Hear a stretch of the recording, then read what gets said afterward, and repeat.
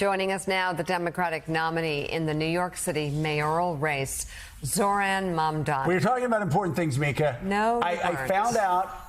Lemire gave me this information. Lemire is. I found out he is a commie after all. Yeah. He's an Arsenal fan. I know. That was tough. Seriously, I'm guilty on the Arsenal. And Metsy-ish. Yeah. The Mets are Mets cool. are fine. That's what we like. As long as it's not the Yankees. Right? Then it's worse than a commie, right? So anyway, thank you for being with us. We've got a lot of questions to ask you. I just want to ask them generally. Always ask this question of people that are out campaigning. It's old politician in me, you know. I always found you knock on doors. It takes you about 3 doors to figure out what people are talking about. What are you hearing people talking about more than anything else? When you see them, even people that aren't supporting you, what are they concerned about? Cost of living, cost of living, cost of living. I've been hearing this since we launched the campaign last October, which is the fact that New York City's become the most expensive city in the United States of America. And I'm hearing from New Yorkers that they can't afford their rent, they can't afford their child care, their groceries, even $2.90 to ride the bus. What do they think you can do about it? Well, what they see is the fact that the mayor has the power to determine whether rents will rise for more than 2 million New Yorkers who live in rent-stabilized apartments. This mayor increased the rent on those New Yorkers by more than 12%. I've said I would freeze it for 4 years. They also know that childcare after housing is the highest cost for a family in this city. And the previous administration, Bill de Blasio, delivered universal pre-K. This admin has just sat and watched as it's pricing people out. We are going to actually deliver universal childcare. And how much childcare through what age? 6 weeks to 5 years. Okay, and how much do you estimate that'll cost? We've seen estimates of around $6 billion or so. $6 billion. Okay, and so here's the question. I'm a small C conservative, a small government conservative. I believe billionaires should pay their fair share. I also understand. I would reach across and shake your hand, but it's a big table. It's a big table, but I also understand there's a delicate balance there. You can't tax billionaires here so much, and you can't tax companies here so much that they decide they're going to go to Connecticut or Texas or Florida. So how do you, while people are shouting and screaming that you're a socialist, how do you balance those two competing interests? You got to keep the businesses here.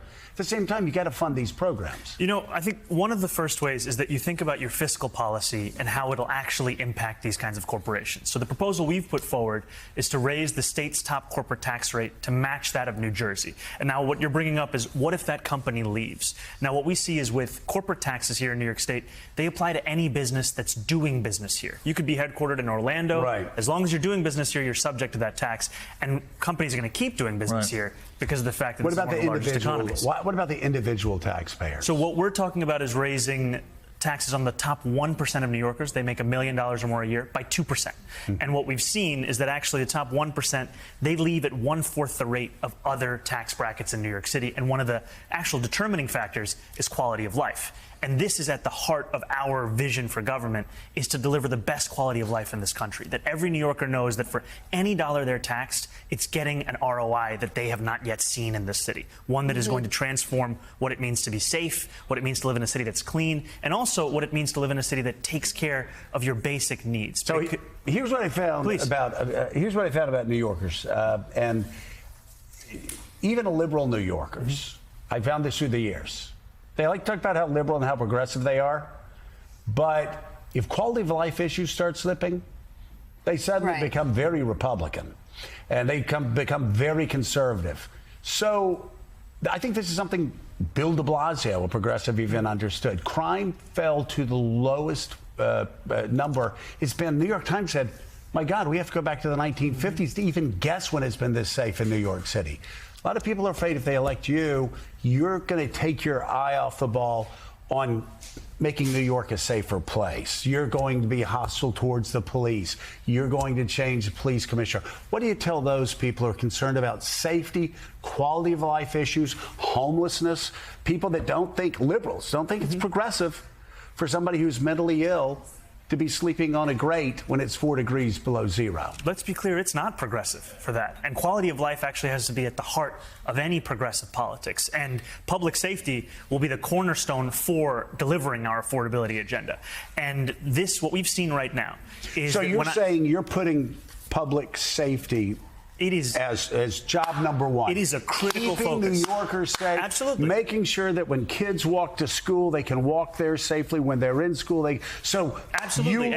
you like cops. Look, yes, you like police officers. Our police officers are going to be the ones we partner with to deliver public safety. And I just want to say a few things, which is that when you ask New Yorkers, where do they feel least safe? They'll often tell you when they're using public transit. They'll say, when I'm on the subway, when I'm in the train, I'll see a homelessness crisis, a mental health crisis, and we've asked cops to be responsible for these crises, whereas their job should really be focusing on serious crimes. And so our vision is allow officers to focus on shootings and murders and the serious crimes that we know New Yorkers are concerned about, and have a Department of Community Safety that deals with the mental health crisis, that deals with homelessness, that actually deploys dedicated teams of mental health outreach workers to the 100 subway stations with the highest rates of these incidents to take those New Yorkers out of the system of the subway and connect them with the services that they need. That's how we're going to deliver. And if they stay in that subway, if it's the same person day in, day out in that subway, you will give them the authority to make sure they're taken out of the subway. Yes, this is the focus of the Department of Community Safety, is to connect them with services. And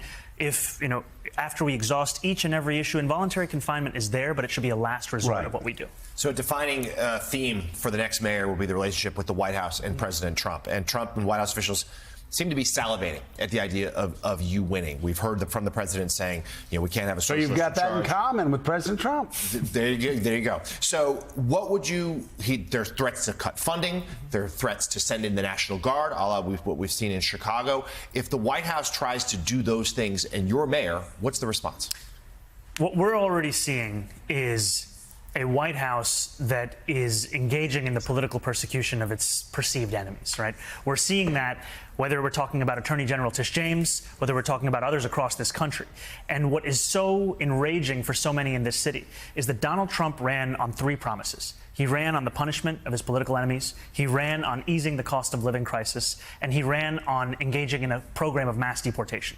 It's that second promise of the cost of living crisis that brought so many to his campaign, and yet he's unable and unwilling to deliver on that because he's beholden to the very billionaires that are profiting off of that crisis. So what he's doing is focusing entirely on this agenda of punishment and cruelty. And what I would do is to actually stand up for New Yorkers. And what I mean by that is you can see in this race right now, the other candidate that is running for mayor is Andrew Cuomo. He released a statement yesterday speaking about this indictment of Attorney General James. He couldn't even name her. He couldn't even name Donald Trump. And he couldn't do those things because he knows that his narrow path to City Hall is paved by the very billionaires who put Donald Trump back in the White House. And Donald Trump's getting a good return on his investment right now because he's seeing a mayoral candidate, a former governor, unwilling to lift a finger when we see this unprecedented attack, not just on our democracy, but on an attorney general whose only crime is standing up for the people of New York. So the mayor of Chicago and the governor there have said they would not be supportive of sending the National Guard to help ICE agents with their actions in their city. And that what they got was the President Trump calling for their jailing. If he calls for the same thing here, using the Guard for ICE agents, what would you do from City Hall? Yeah. I would, first of all, agree with Police Commissioner Jessica Tisch, who has made clear that there's no need to deploy the National Guard here in New York City, not for safety, not for security. We trust the NYPD to be in charge of delivering that very thing. And I don't even have to think about the hypothetical of what Donald Trump will call for me, because he's already called for me to be deported. He's already called for me to be denaturalized. He's already called for me to be arrested. And these are the kinds of threats that we know we will have to walk through to defend the people of this city, and I'm prepared to do that. Would you keep Commissioner Tisch? I've said that I'm actively considering it, and the reason that I am is that I appreciate her swift and decisive action of uprooting corruption from the upper echelons of the PD and also presiding over a historic drop in crime across the city. I'm curious. So are you 33? But I'm about to be 34. About to be 34. There you go. Okay, so I'm only going to be Every day I get 24 years older. older than you. Okay, so I'm curious who you'd surround yourself with, and also past 5 or 10 governors, mayors of this city. Whose administration, whose leadership would you model yourself most after? Or just who do you think was one of the better mayors of the past 5 to 10? So to your first question, I would surround myself with the best and the brightest. And that means hiring people on the basis of excellence, of merit, of actual track record of results. And by the way, people who tell you no, Yes, because Are you good with people who tell you Team no? of rivals? Absolutely. You cannot have a team that is characterized by the quickness with which they say yes to an idea. You have to have a team that ensures that when you're privately discussing an idea, you're picking at the strengths and the weaknesses, not one that is just trying to usher it into public. And so that's been a focus of how we're thinking about who we're going to appoint, who we're going to hire, people that can deliver, not the basis of identity or ideology, but results and their track record.